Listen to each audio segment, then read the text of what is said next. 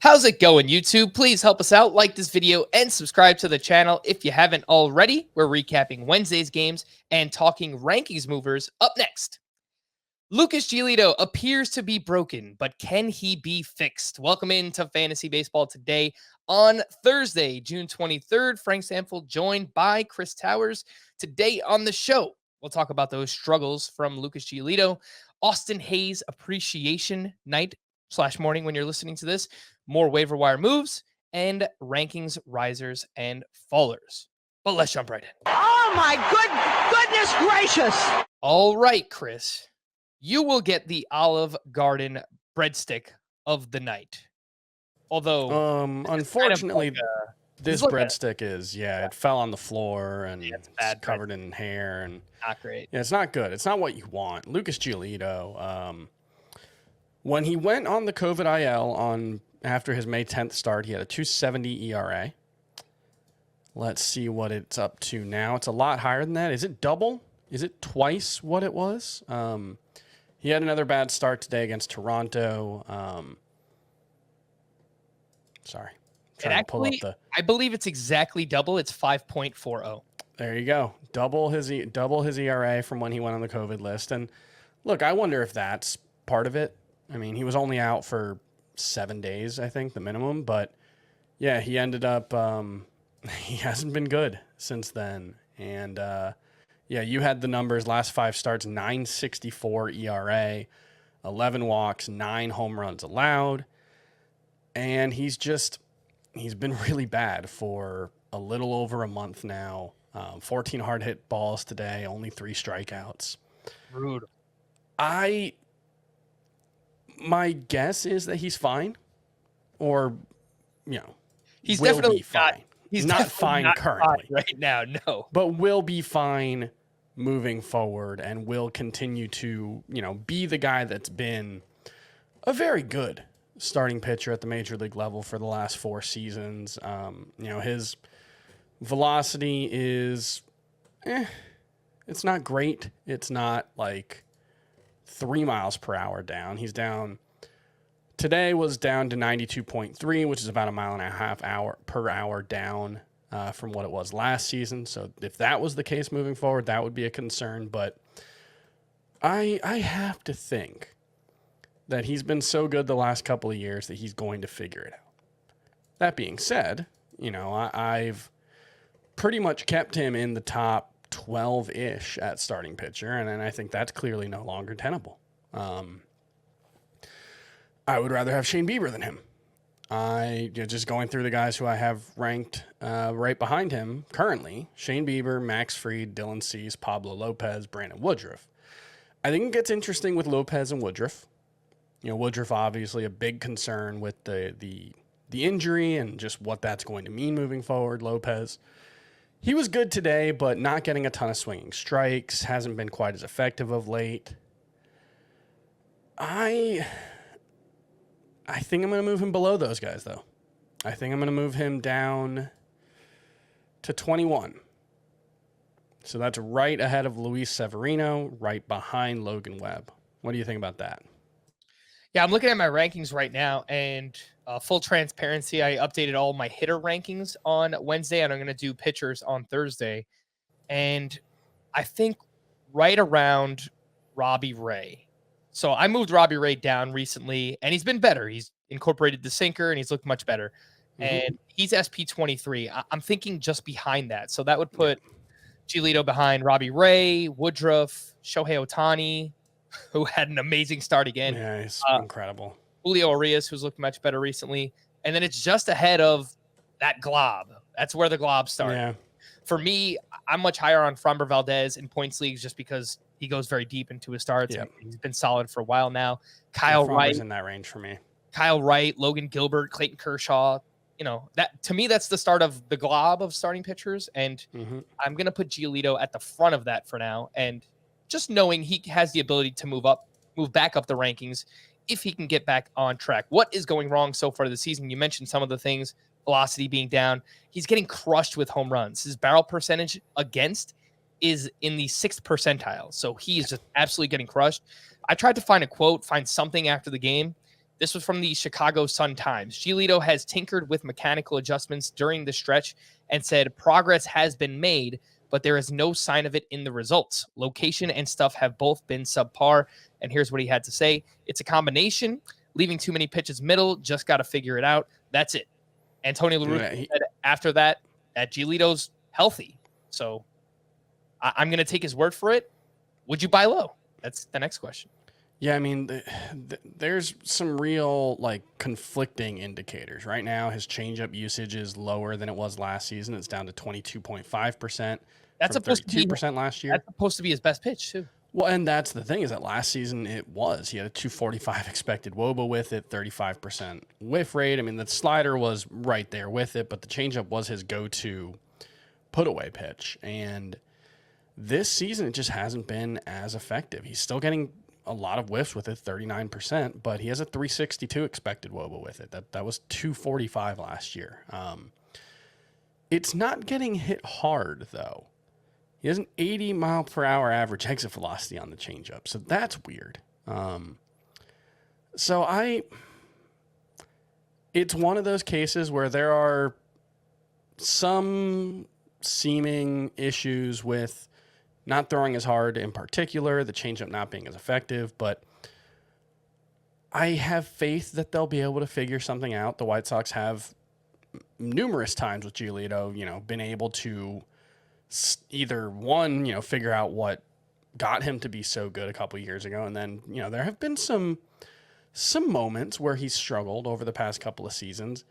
Spin rate on the fastball is way down for the season, about 200 RPMs. So that is, one potential explanation for why he's been less effective overall, although the fastball hasn't been much less effective than it was last season. So I don't know if that's the answer, but, it could be a situation where the fastball is not playing up and it makes the changeup less effective.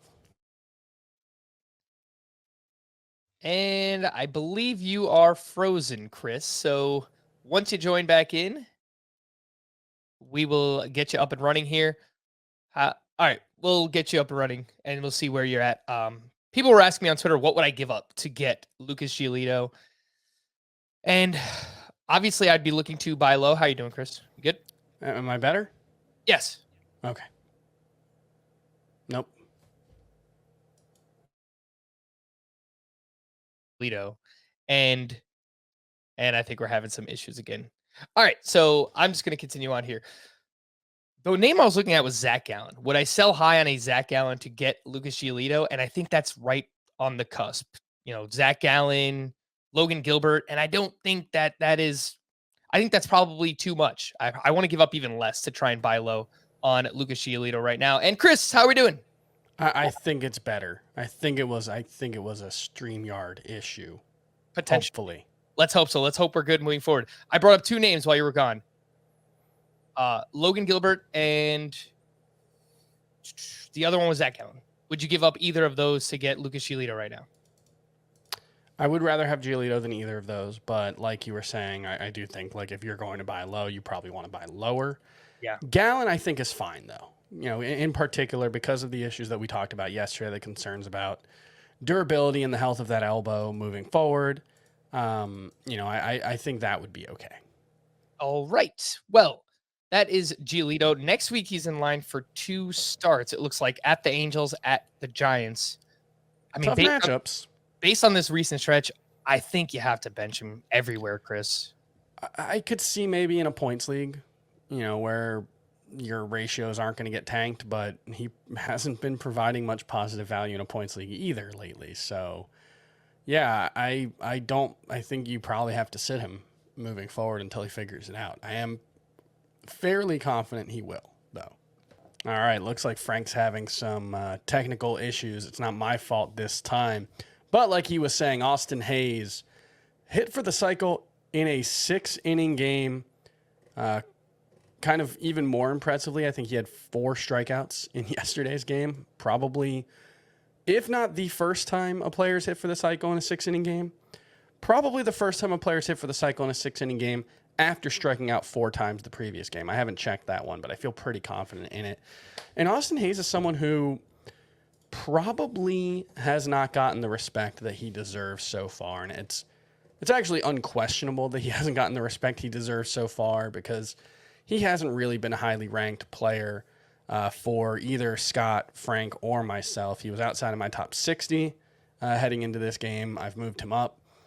But he's hitting 287 with 10 home runs, 37 runs, 40 RBI.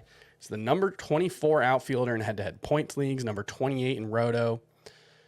And, obviously, coming off of a day where he hit for the cycle, those numbers are going to improve even more. It's worth looking into what he's doing differently and whether it's sustainable. And, the expected WOBA, 340. The actual WOBA entering today, 344. So those line up pretty well. He's probably had a little bit of luck in terms of his batting average is 287 when the XBA is 270. But he's cut his strikeout rate. And he's hitting more line drive rate up from 22.6% to 24.6%. And he's done that, without necessarily sacrificing any quality of contact, barrel rate. Down a little bit, but not concerning. His exit velocity, hard hit rate, both up. The problem is, one, I don't think Austin Hayes, you look at his skill set, and I'm not sure he stands out anywhere. He's got a slightly better than average strikeout rate. He hits the ball slightly harder than average, and it could be a situation where the sum is greater than the parts individually. But that's also the kind of player who you'll often see is not as good as the, underlying numbers suggest. So I don't know, between somewhat middling quality of contact metrics and the poor park and poor lineup that he plays in, my sense is that Austin Hayes is certainly not going to be a top 30 outfielder moving forward. And, when I moved him up in my rankings, it wasn't into the top 30. He's kind of in that outfield blob, and I'm going to put him in the 50 range. So, behind Andrew Vaughn and Ian Happ and Jesse Winker, but probably ahead of someone like Randall Grichuk at this point, who, I do think there are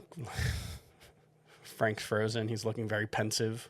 Off to the side.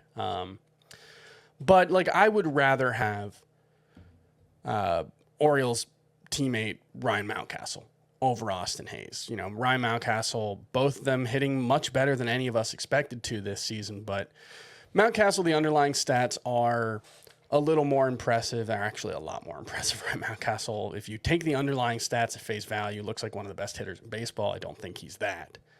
He kind of looks like Nick Castellanos. The good version of Nick Castellanos.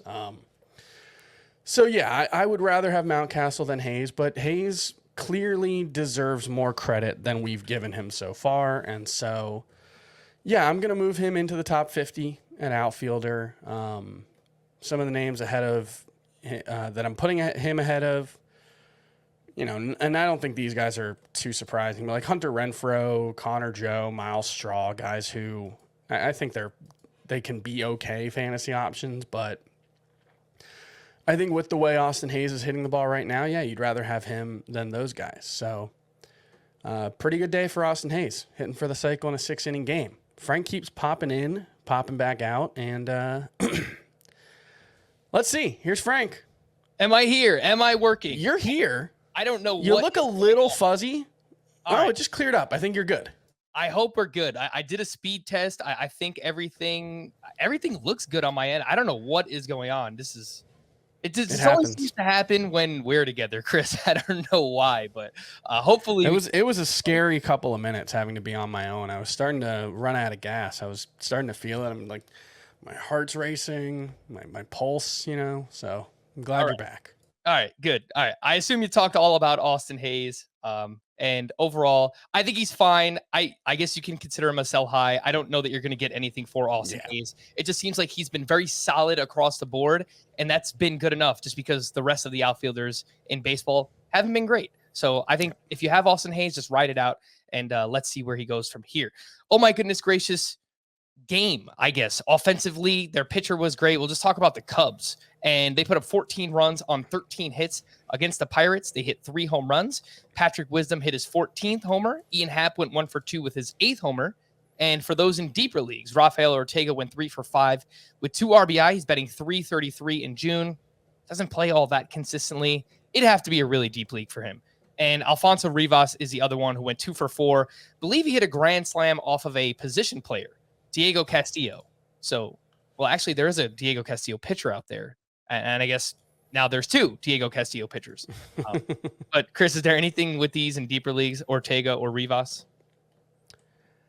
I don't think so.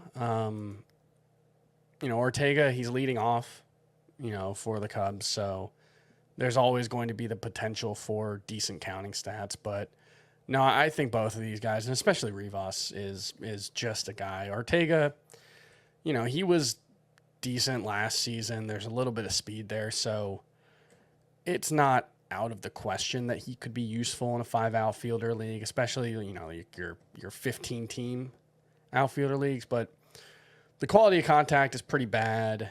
I don't know. He's kind of like John Birdie without the speed, which is, not exactly. Yeah, not great. Yeah. So I think he's pretty middling. All right. Well, let's talk about their starting pitcher in Keegan Thompson, who. Well, I will say, like, Ian Happ is someone who he's having a great year.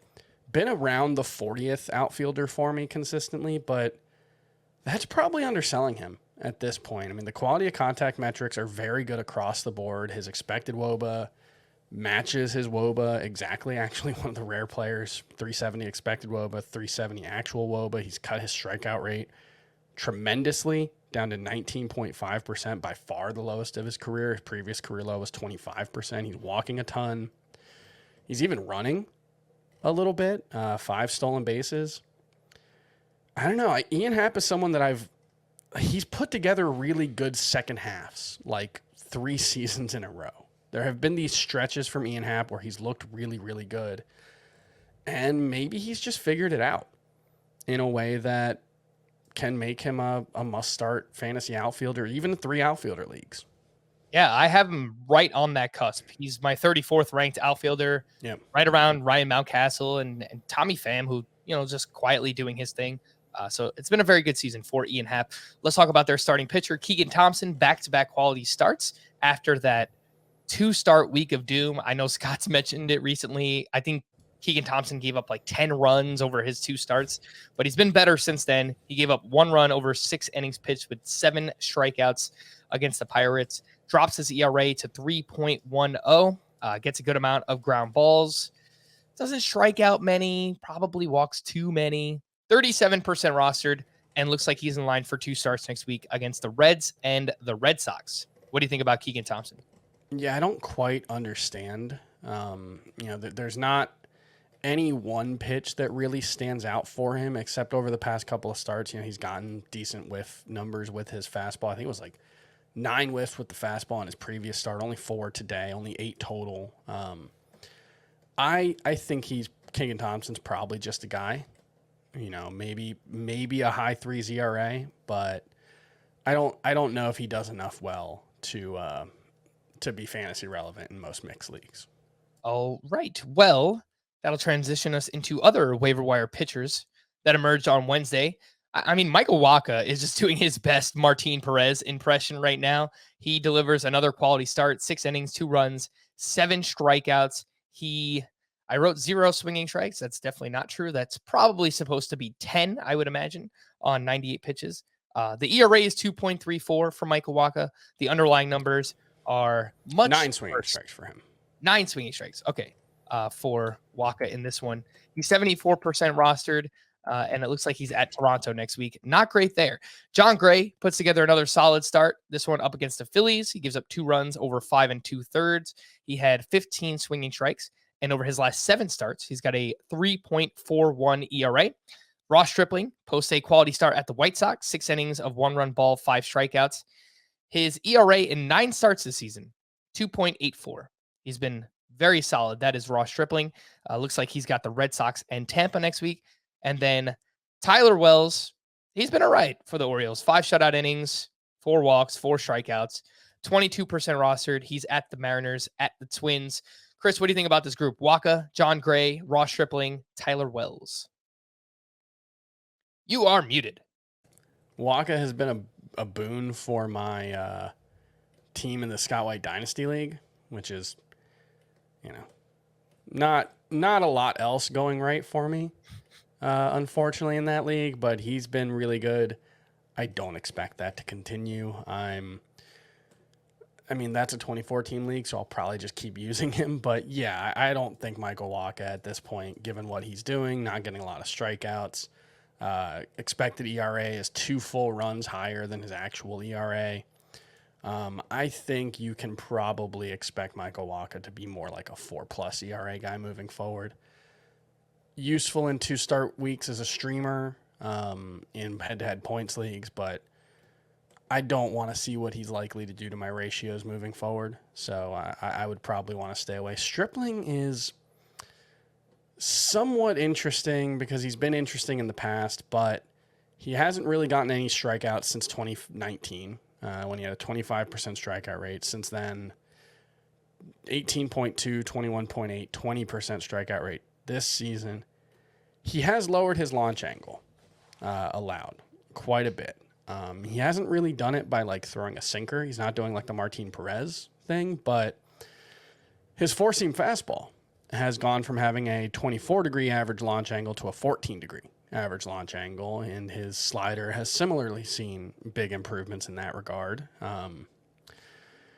But like Martin Perez, I just don't think it's a profile that's particularly worth getting excited about. He actually, in a lot of ways, looks like Martin Perez. Strikeout rate, walk rate, all look pretty similar.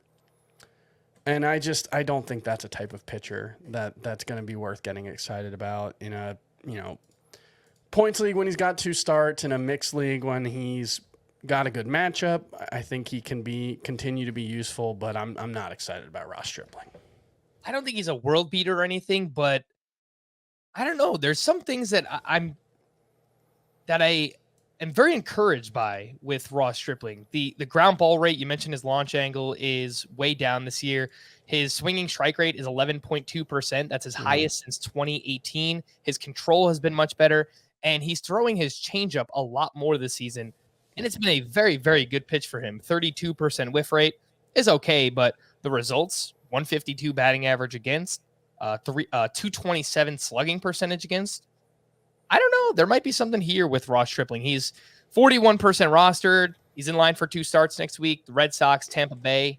I would say of the 5 names we've mentioned so far, Keegan Thompson, Waka, John Gray, Stripling, and Tyler Wells. John Gray and Stripling are like the clear top 2 for me that if you're looking to add anyone for 2 starts next week, it's those 2.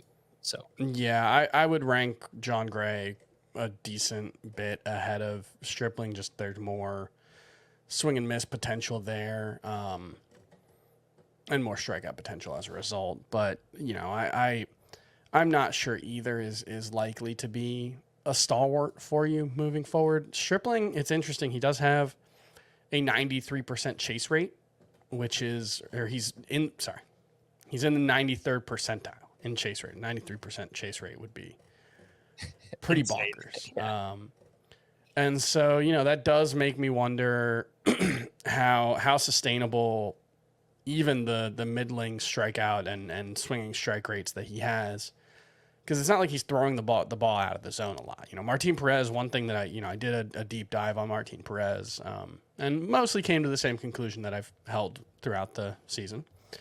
But one thing that he is doing is he's doing a very good Dallas Keuchel impersonation. He's throwing like 35% of his pitches in the strike zone. Ross Stripling's not doing that. He's at 48%. And so I do wonder how much weak contact he can continue to garner while pitching that much in the zone when he doesn't have great stuff. Maybe this renewed focus on the changeup will help, but I'm pretty skeptical. All right. Well, last thing I wanted to mention about John Gray, everything mostly looks the same for him. He's just done a better job limiting home runs this season, which could be an effect of a better home park, not pitching at Coors Field. And He's got a 3.44 ERA at home this season. So I think that kind of makes sense. And I think that adds up for John Gray. Let's move over to some waiver wire hitters. Alek Thomas, Chris, is just kind of sneakily having a very good rookie season so far. He went 2 for 5. He hit his 6th home run. He also has 4 steals. That is a 21 homer, 14 steal pace over 150 games. He's hitting 270, 95th percentile in sprint speed, makes a good amount of contact, does hit a lot of ground balls. But Alek Thomas is still out there. I would imagine in some 3 outfielder leagues, he's 60% rostered, and he's moved up the lineup. He's batted second in 4 of the last 5 games for Arizona. And I was going to lump him in here with Garrett Cooper, another outfielder who's playing very well. 2 for 4, hit his 5th home run. In the month of June, he's batting .394, 2 home runs, 13 RBI. Always hits a lot of line drives, hits the ball hard. The problem, just doesn't put the ball in the air enough. What do you think about Alek Thomas, Garrett Cooper? Where should those 2 names be rostered? I think the bigger problem for Garrett Cooper is more that he just cannot stay healthy. I mean, he doesn't hit for as much power as you would probably want. He's played 163 games between 2020, 2021, and 2022, which already tells you how much time he misses. But he's mostly managed to stay healthy this season. And during those 163 games, he has 19 home runs, 294 average, 842 OPS. He is someone who makes good contact when he does. He doesn't strike out an overwhelming amount. I think Garrett Cooper is a pretty solid option as long as he's healthy. I don't know, that's kind of like, is he going to stay healthy moving forward? Well, the fact that he's only 37% rostered, it probably makes that a little moot. And he is eligible at first and outfield. Yep. So that little bit of flexibility there helps. Given how few outfielders are impact players right now, I think Garrett Cooper is worth rostering in, I would say, anything 12-team or deeper roto. Points leagues, it might be harder to get him in there, although that's a good format for him when he's playing. And Alek Thomas, 60% roster rate is too low.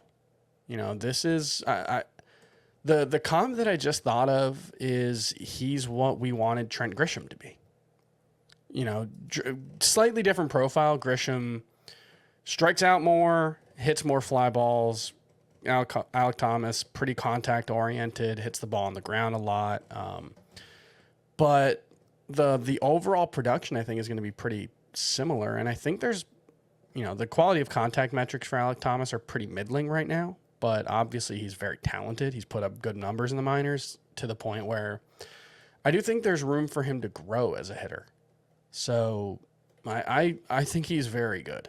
I don't know if he's a starter in points leagues, but I think he's close. I think he's pretty fringy, especially if he's going to hit near the top of the lineup. So, yeah, Alek Thomas. I add him where he's available. How would you rank these 4 young, exciting outfielders, Chris? Riley Green, Michael Harris, Alek Thomas, and Alex Kirilloff. I have them ranked Thomas, Harris, Green, Kirilloff, I think. I could be Kirilloff, Green, but I think they're 3rd and 4th. Okay. Yeah, so I did update my outfield ranks, and I've got it Harris, Riley Green, Alek Thomas, and Kirilloff. But, man, I mean, Harris, Green, and Thomas, they're all within 6 spots of each other, so it is very close. It's kind of fluid right now. I really, really love what I've seen from Michael Harris so far. And I know he bats 9th, but I mean the lineup advantage just playing for the Braves. There's going to be a lot of opportunities. And lineup spot is always going to be fluid. I mean, with that team, it might be harder to move up. That top 2, Acuna and Swanson, that's probably pretty cemented. But Matt Olson was hitting 6th a couple of days ago, so it's not out of the question that Michael Harris could start to move up. I do want to see what it looks like because Alek Thomas has just been around for a little longer in the majors, and so there have been more opportunities for pitchers to adjust for him. Michael Harris has been very aggressive so far, putting a lot of balls in play, not walking very much. I want to see what happens when pitchers figure that out. All right, let's Take a look at two Cleveland Guardians players here. This is kind of beat the waiver wire hitter edition because they have 8 games next week. So I think these are players that we're going to be targeting. Amed Rosario is heating up. He went 4 for 5, hit his second home run in the month of June. He's hitting .354, 2 homers, 5 doubles, 4 steals. He really, he's not heating up. He's pretty much on fire right now. That is Amed Rosario, 48% rostered. The other name, Oscar Gonzalez, 2 for 5, hit his second home run, makes a lot of contact. The problem, a lot of it on the ground. He's kind of a freak athlete. 91st percentile max exit velocity, 92nd percentile sprint speed. I don't know if it needs to be in anything shallower than 5 outfielder leagues, Chris, but Oscar Gonzalez is very, very interesting, and Amed Rosario is hot. Yeah, Rosario, I wish that they let him run more, or that he was willing to run more. He's only attempted 22 stolen bases over the past 3 seasons. And he got caught stealing a lot early on in his career with the Mets. He had 10 plus caught stealings in both 2018 and 2019 as a full-time player. He's been caught stealing twice over the past 2 seasons. That is a balance that I wish they would shift more to the aggressive side. And, the 4 steals in June, maybe that's a sign of that. Because I don't think he's going to hit enough to be much more than a fringe option unless he starts running more. Like if Amed Rosario was a 20 steal guy who I can see hitting 275 with, not much power, then he starts to get a little more interesting. But right now, I think he's pretty fringy. Corner or middle infielder only, really. But I think Frank's frozen again. Gonzalez, though, I think is very interesting. He was someone who came up, and I think in his first game had like a 114 mile per hour batted ball. He has max exit velo 113, and he's hit really well at AAA. An 810 OPS is not world-beating stuff, but 113 games at the AAA level, he's hit 27 home runs. And didn't steal any bases, actually, which is interesting given the athleticism that he's shown. Because, like you said, 91st percentile max exit velo, 92nd percentile average or sprint speed, 91.6 mile per hour average exit velocity, hard hit rate is 48%, and he doesn't strike out. 19.6% strikeout rate for Oscar Gonzalez. So he's showing some really interesting skills. Another guy who hits the ball on the ground too much. That's a recurring theme with these guys who have intriguing skills, but aren't putting it in play as often as you would like to see. Oscar Gonzalez is another one of those guys, but I do think there's quite a lot of potential there for Oscar Gonzalez to emerge as a viable 5 outfielder league guy. I don't think points leagues yet, although the strikeout rate does make you think there's some potential there. But yeah, for 5 outfielder leagues, 12 team or deeper, I think he's fringy in 12 teams, but he's interesting outside of that context. So there you go. Frank is continuing to have some technical difficulties, so we'll just move on down the rundown here. And Cal Raleigh is another waiver wire hitter down here. Him and Jorge Alfaro are being compared here. Jorge Alfaro went 2 for 5 with his 6th home run. He's hitting .340 with 4 home runs, a 1069 OPS in the month of June, and he started 7 of the last 11 games for the Padres. Cal Raleigh, excuse me, I don't know why I say it like Kyle, but Cal Raleigh, 1 for 4 with his 9th home run. Cal Raleigh has been quite good since getting a chance to play more regularly. 189 batting average, that's not great, but 9 home runs and 139 plate appearances. The quality of contact metrics largely back it up. 48% hard hit rate, 91 mile per hour average exit velocity. That's both very good. The problem is that 189 batting average, even the expected stats, which are better, only suggest a 233 batting average. He strikes out 30% of the time. I think it's probably like a Mike Zunino-esque profile moving forward. And That's useful in fantasy. I think Kyle Raleigh probably does need to be a top 20 catcher, but I don't think he's someone in one catcher leagues, especially since most of those are point leagues that you need to be particularly impressed with. So Alfaro, it's tough because he's someone who we talked about a little bit last week. He's always had the potential. You know, you could argue that Jorge Alfaro is the most physically gifted catcher in baseball, just in terms of his ability to, just what he's physically capable of in terms of how hard he hits the ball, 98th percentile, max exit velo, every single season of his career except for 2020. He's been in the top 5% of the league in max exit velo. So he is capable of hitting the ball incredibly hard. The problem is he always strikes out 30% of the time. He's at 32.3% of the time. And problem in the past is that he hits the ball on the ground too much. You've heard that before.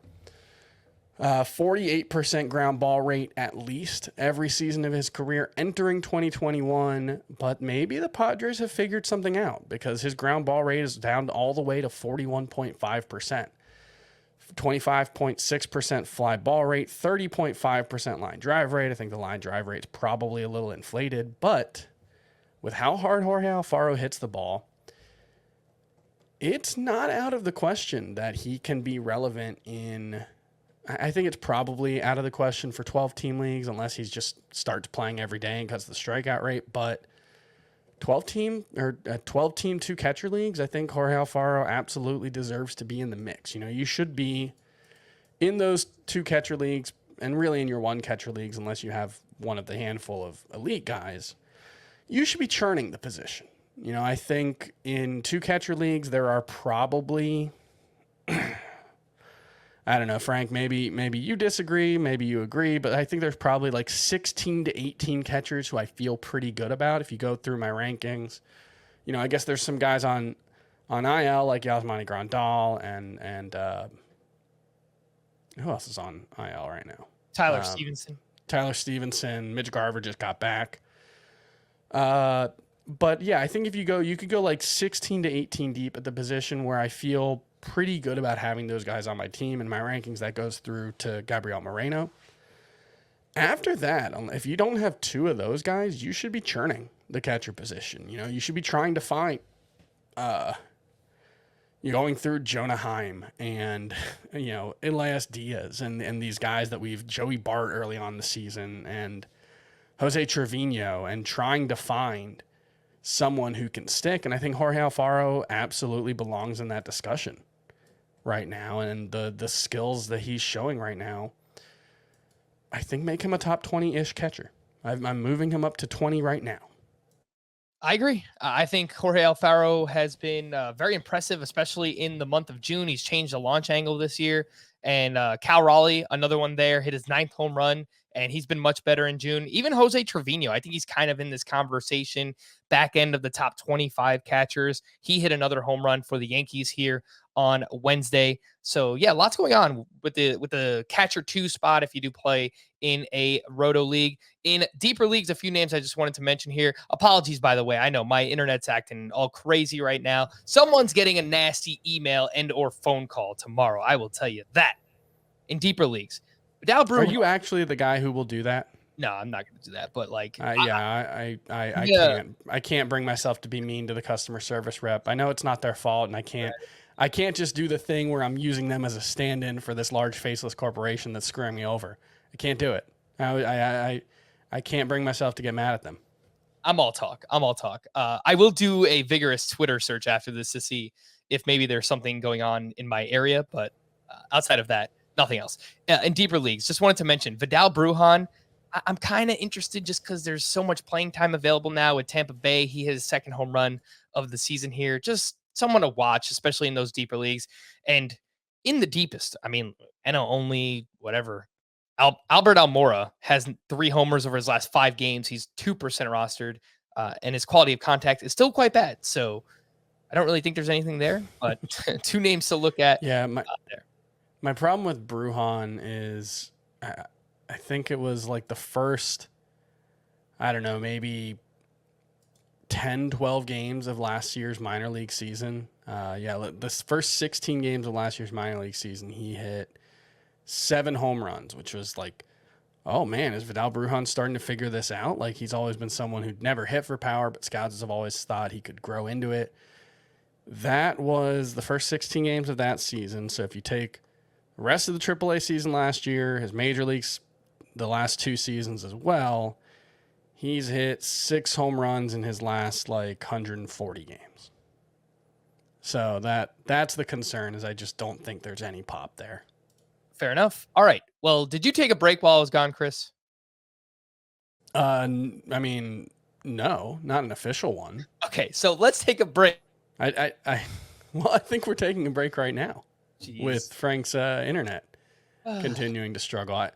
I did take a break just to catch my breath, so maybe we'll just do that again. Here's a break. All right. Do you hear me? Do you see me? I don't know what's happening anymore. Thank you, Frankie. I can see you. And now you're gone.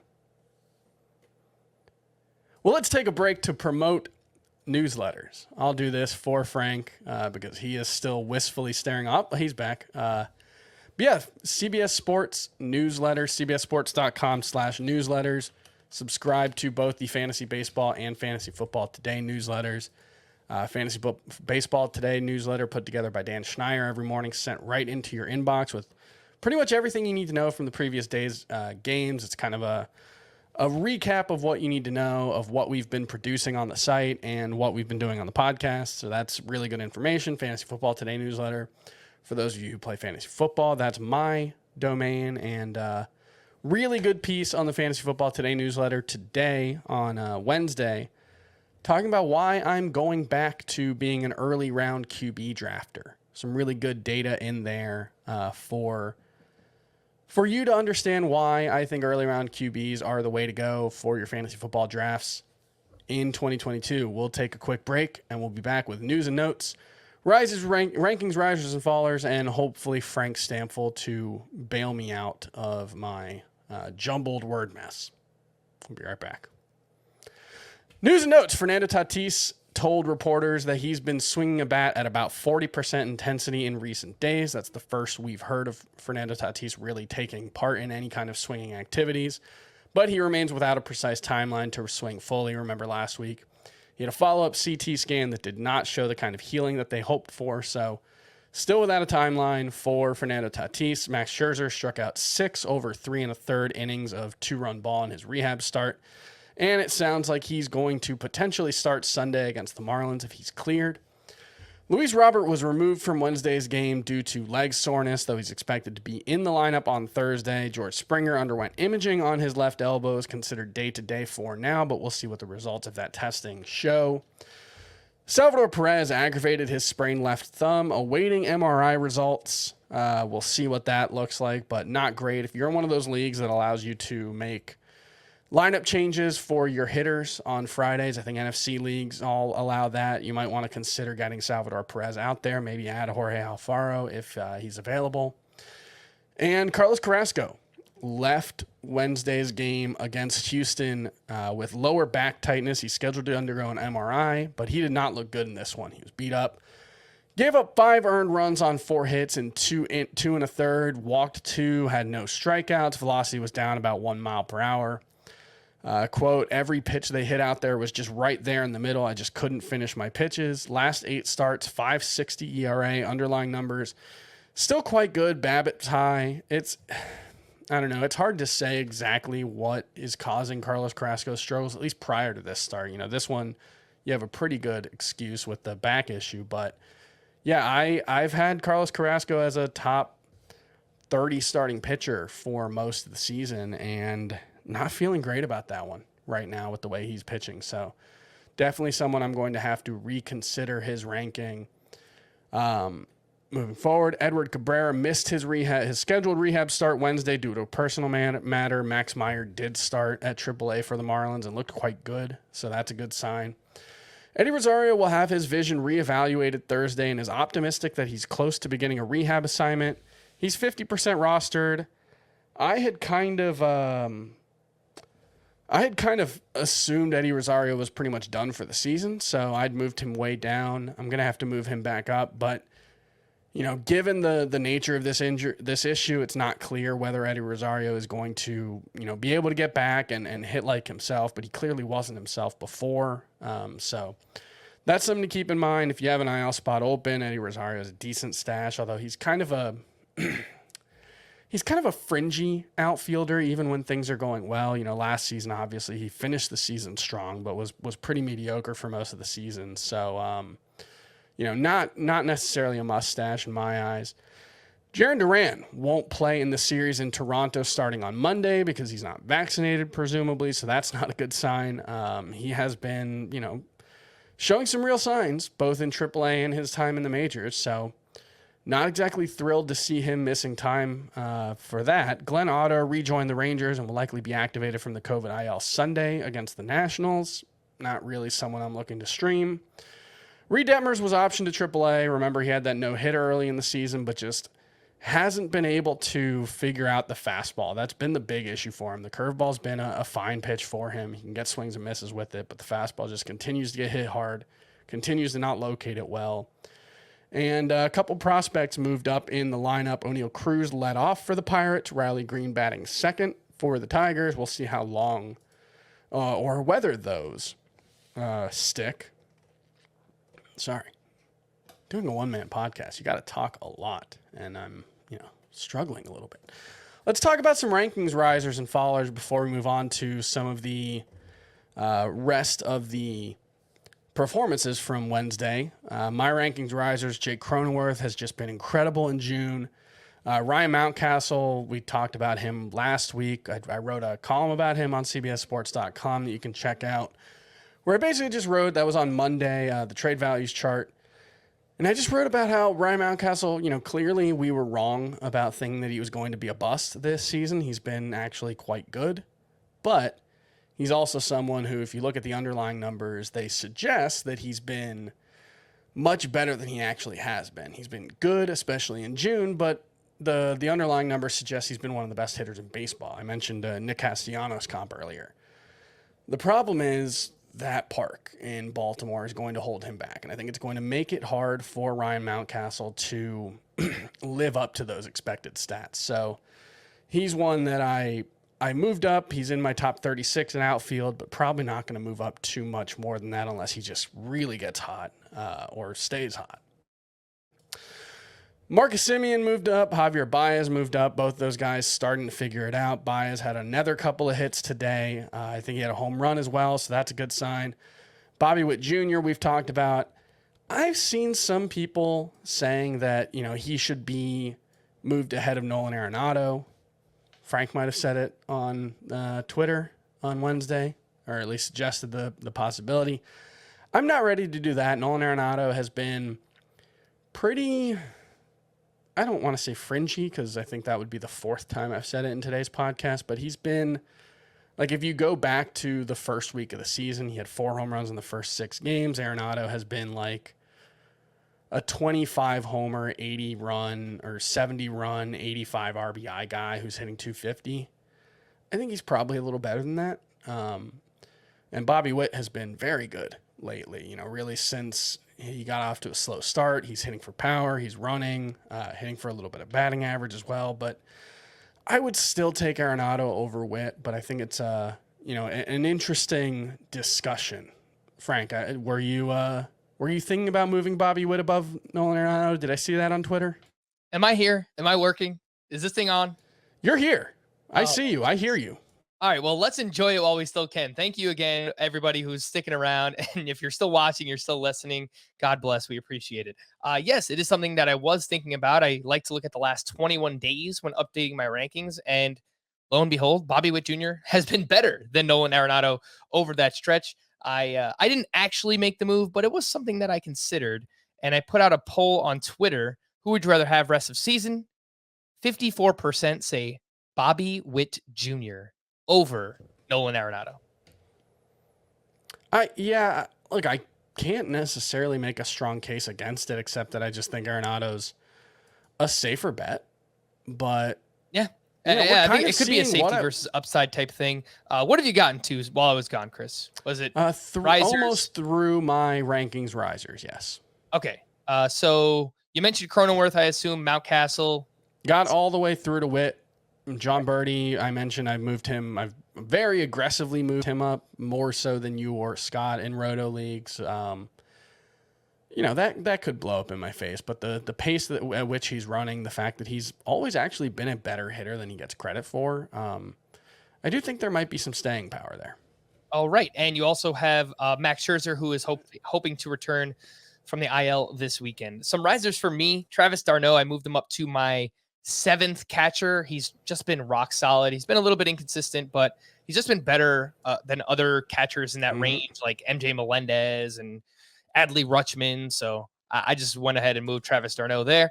Jake Cronenworth, I'm sure you touched on him. He's having a massive June, and he's getting back on track, doing the things that we like to see him doing, making contact, hitting for a little bit of power. So that is Jake Cronenworth. These next two, Chris, I mean, I'm kind of just waiting for them to fall off. But Luis Arraez, he's hitting 360, and he ranks very highly in both points and roto. I don't think he has much pop, but he's giving you runs scored. He's giving you batting average. And the other one is Jurickson Profar, who Scott talked about recently. He went 4 for 4 on Wednesday, 2 runs scored, 2 RBI. He's been leading off for the Padres, making a ton of contact. He's walking a lot, and he ranks highly in both roto and head-to-head points this year. So it's kind of just these guys are performing, and other players at their position are not as well. So yeah, Profar, I've struggled with Profar all season because there was that stretch where he was hitting for power early on, but it was like the most wall scraper-y power of all time. He was hitting like it was very like DJ LeMahieu-esque. He was going the opposite way and hitting these like 2 rows up type of home runs. Ironically, if you look at his expected home runs by park, he would have 10 at Yankee Stadium. So there's that. And Cincinnati, he would have 13. So it's not just Yankee Stadium. I don't know. Like he makes contact. He walks a little bit. I just don't know if he hits the ball well enough to sustain this level of production. But, he is eligible at like 4 different positions. So there's value inherent in that, that, I'm probably overlooking a little bit, but yeah. And Luis Arraez has a similar thing going on. He's eligible in a lot of places. Yeah. Javier Baez, we've talked a lot about recently. Went 2 for 3, hit his 6th home run. His last 15 games, he's batting .291, 3 homers, 3 steals. And oddly enough, his strikeout rate this season is just 24%. So as we've mentioned, I don't know that you'll still be able to buy Javier Baez. I mean, you could buy him, but I don't know if it's going to be as low as it was a couple of weeks ago. But he kind of looks like he's coming around and he's back. Charlie Blackmon, another one. I mean, his power has just bounced back this year. He's been very solid. He still makes a lot of contact, taking advantage of Coors Field. And, he plays at a position that hasn't been great in the outfield.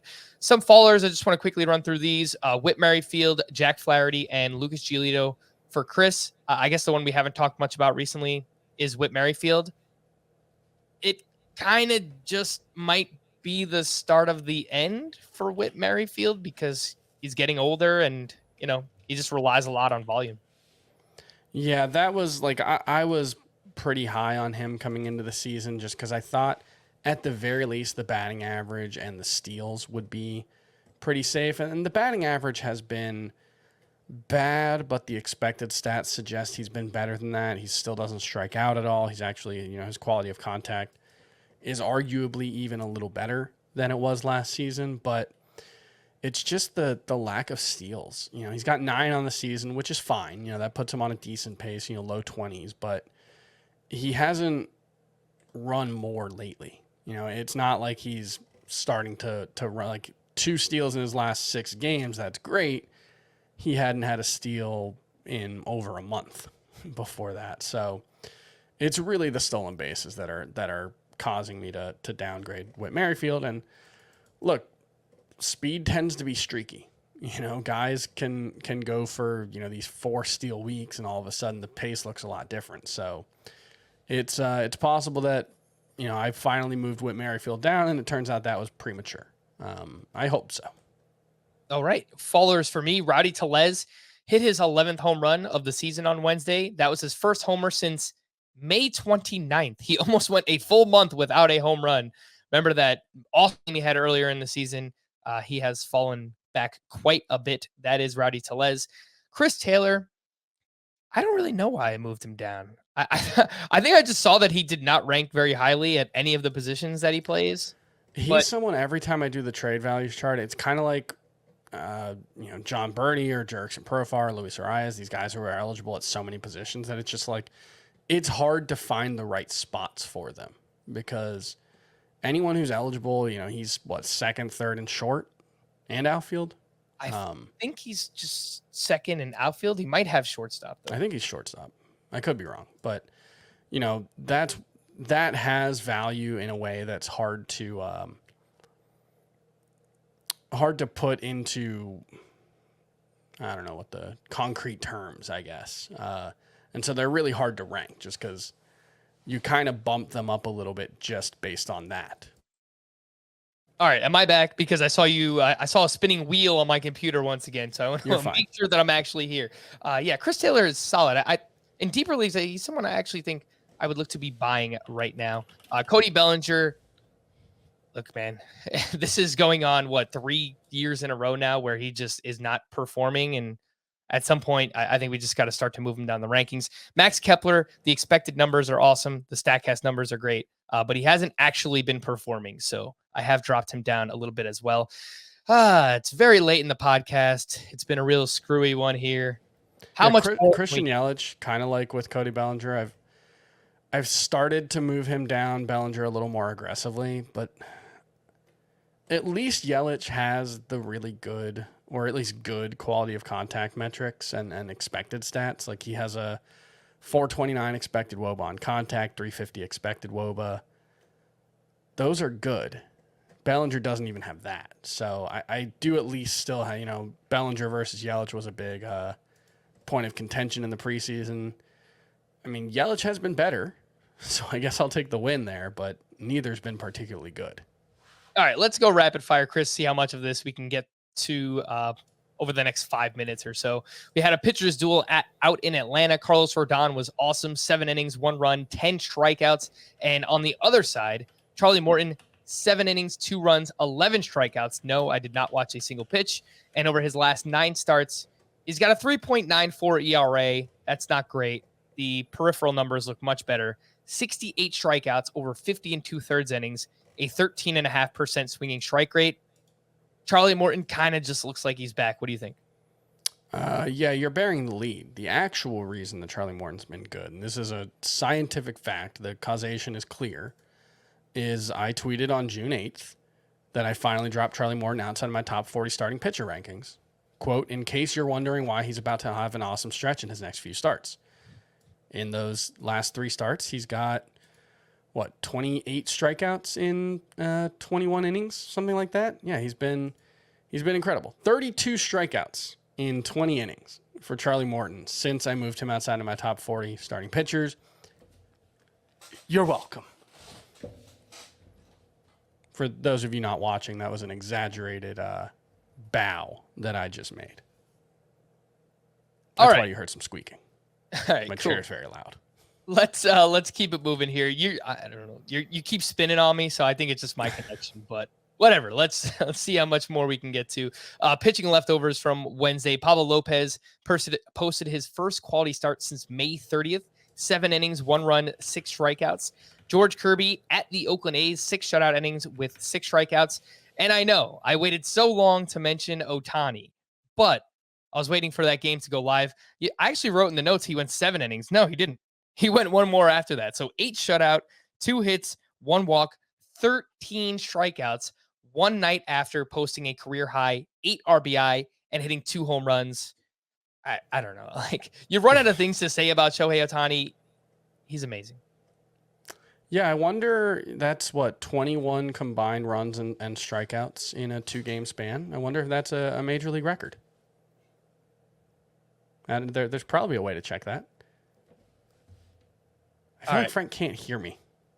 I don't know where we're leaving off, but it seems like the connection is going in and out here. Alas. All right, well, why don't you just take over? All right, I'll take over for the last couple of minutes. We'll go through the rest of these pitching leftovers. Pablo Lopez posted his first quality start since May 30th. That was also against the Colorado Rockies, so that's, Colorado Rockies, pretty good matchup. 7 innings, 1 unearned run, 3 walks, 6 strikeouts, only 10 swinging strikes. Fastball velocity has been down of late, 92.8 miles per hour on the fastball. That's down from 94. And remember, Pablo Lopez was someone we talked about before the season and early on in the season, has had a string of shoulder issues in, I think, 2 of the last 3 seasons that have effectively ended 2 of his last 3 seasons. So that's something to be concerned about. His ERA is down to 2.64. Peripherals mostly match it. Strikeout per inning, career high swinging strike rate.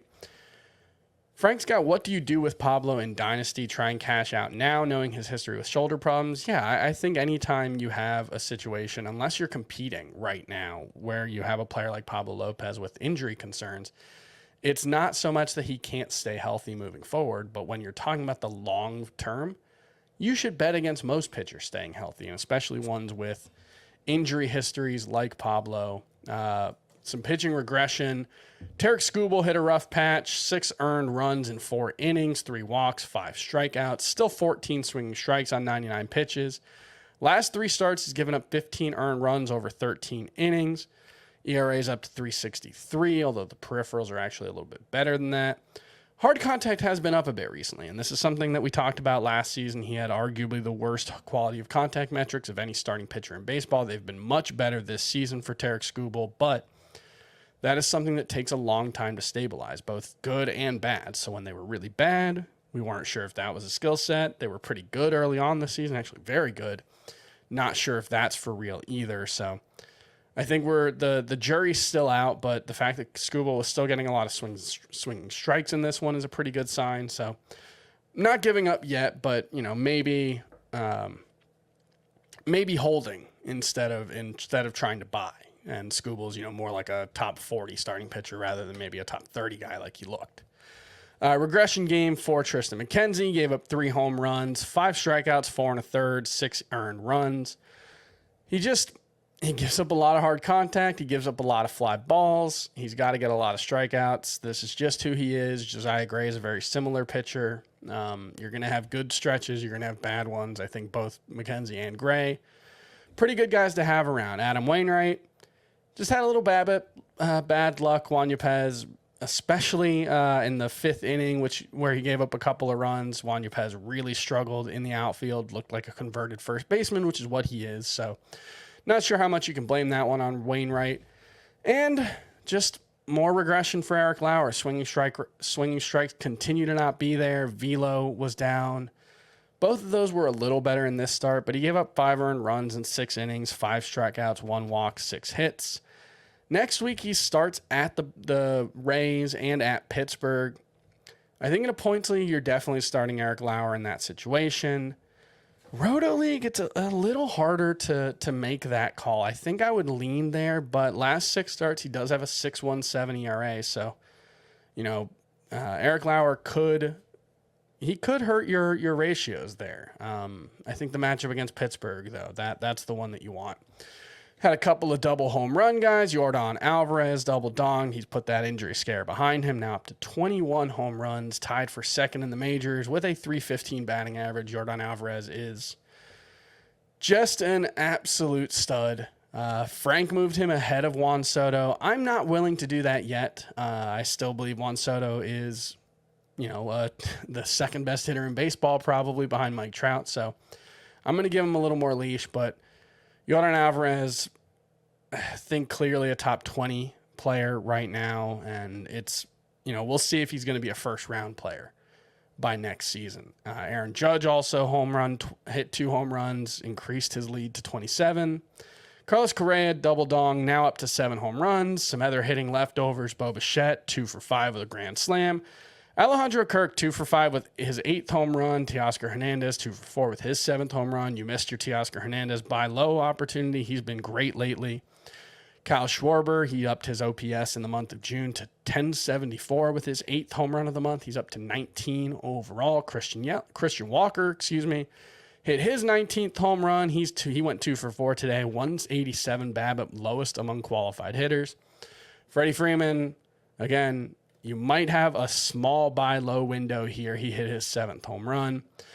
Jazz Chisholm, 2 for 3 with his 14th home run, and this one was off of a lefty, his first of the season. He's really struggled against them. Has sat occasionally, but it hasn't really been often enough to affect his value. Paul Goldschmidt, back from that minor back scare, hit his 17th home run. Nolan Arenado, 2 for 4 with his 14th home run. Let's go to the call to the bullpen to finish off the show. Joe Barlow pitched a clean 9th, picked up his 13th save for Texas. Jake McGee came in for the save with a two-run lead. Proceeded to give up three earned runs, take the blown save and the loss. Camilo Duvall had pitched on back-to-back days, so potentially wasn't available.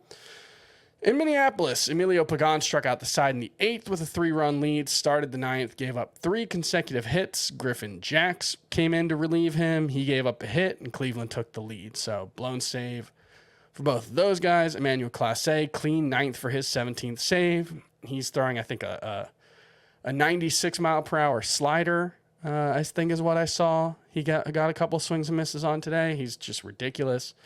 In St. Louis, Genesis Cabrera pitched the final 2 innings for his first save.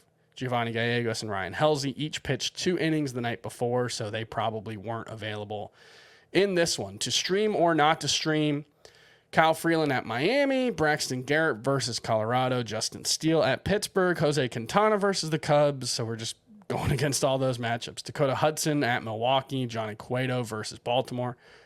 I don't love any of these. I could see Freeland having a decent start, but not someone I'm excited about. I think Dakota Hudson at Milwaukee is probably the best option, but I don't love the matchup or the pitcher, so would probably try to avoid. Friday, Taijuan Walker at Miami, Mitch Keller at Tampa Bay, Dane Dunning versus Washington, Dylan Bundy versus Colorado at Colorado. No, versus Colorado at home. So he's got Colorado, that bad Colorado matchup is only at Coors, so he's in Minnesota for that one. Cole Irvin at Kansas City, Brad Keller versus Oakland, Michael Lorenzen versus Seattle. And I kind of like a bunch of these guys. I could see Taijuan Walker continuing to roll against Miami. I could see Mitch Keller having a decent start. I'm not buying Mitch Keller, not necessarily this new synchronized version of him, but he could be fine. Brad Keller versus Oakland, I could see that one being very good. So, yeah, I think there are some options for Friday's matchups for streamers. And that's going to do it for Fantasy Baseball today. We apologize for the technical difficulties. Hopefully Frank's internet will be working better on Thursday, and I won't have to talk so much. So, for Frank, I'm Chris. Thanks for listening to Fantasy Baseball today. We'll see you.